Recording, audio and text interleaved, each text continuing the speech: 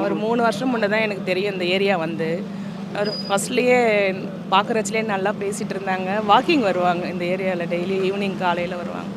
பார்க்குறச்சிலே நல்லா பேசுவாங்க. அந்த வசதியானவங்க அப்படிலாங்கலாம் பார்க்க மாட்டாங்க. ஆளுங்க தராதரம் பார்த்து பேச மாட்டார். நார்மலாகவே நல்லா பேசுவார். நம்ம ரொம்ப நாள் பார்த்து இது பண்ணும்போதும் விசாரிப்பார், என்னாச்சு பார்க்க முடியல வரல போலன்னு. ரொம்ப தன்மையானவர். தமிழ் உச்சரிப்பு அவர் எனக்கு ரொம்ப பிடிக்கும் அவரோட தமிழ் உச்சரிப்பு. நான் அவராண்டியே சொல்லியிருக்கேன்.